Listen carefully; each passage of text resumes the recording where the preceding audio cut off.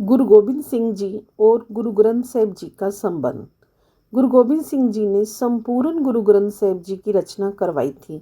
ठीक उसी प्रकार जैसे महर्षि वेद व्यास जी ने पूरे महाभारत का उच्चारण किया था और श्री गणेश जी ने उसे लिखा था, उसी प्रकार गुरु गोबिंद सिंह जी ने पूरे गुरु ग्रंथ साहिब का उच्चारण मुँह जबानी किया था और भाई मनी सिंह जी से लिखवाया था।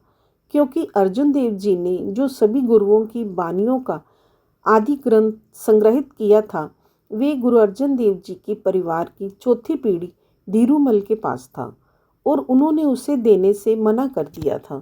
और गुरु गोबिंद सिंह जी पर व्यंग कसा था कि वे तो गुरु गोबिंद सिंह हैं और गुरु नानक देव जी की 10वीं जोत के वारिस हैं। उनमें इतनी शक्ति है, वो खुद क्यों नहीं लिख लेते, मुझसे ग्रंथ क्यों मांग रहे हैं।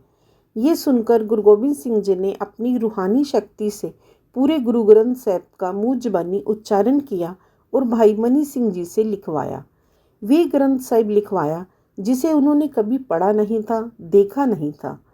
9वें गुरु गुरु तेग बहादुर जी के 59 शब्द और 57 श्लोक भी उसमें दर्ज करवाए और एक ऐसा प्रमाणिक ग्रंथ तैयार करवाया जिसे में कुछ घटाया जा बढ़ाया नहीं जा सकता।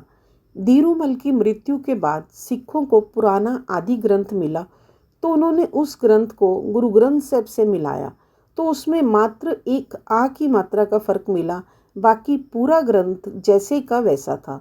जब गुरु साहब ने गुरु तेग बहादुर जी की बानी दर्ज करवाई तो भाई मनी सिंह जी ने गुरु साहब से कहा कि आप अपनी बानी भी इसमें दर्ज करें, लेकिन गुरु साहब ने मना कर दिया क्योंकि वो स्वयं को अवतार नहीं मानते थे।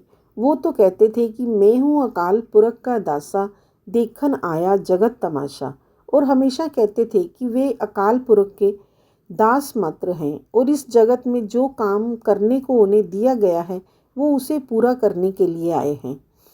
वे तो अपने अनुयायियों से स्वयं को परमेश्वर भी नहीं मानने देते थे और कहते थे जो हमको परमेश्वर उचरे सो नरक कुंड में जाए।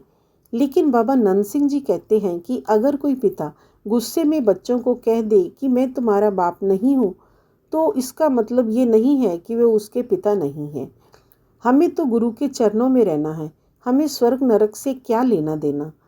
ये है गुरु ग्रंथ साहिब जी और गुरु गोबिंद सिंह जी का संबंध, जिसकी रचना उनकी रूहानी शक्ति से हुई, जिन्हें 11वें गुरु का स्थान देकर गुरु गोबिंद सिंह जी ने गुरु ग्रंथ साहिब को जीवित गुरु के रूप में स्थापित किया, जिसके बाद सिखों के एक ही गुरु होंगे, गुरु ग्रंथ साहिब जी।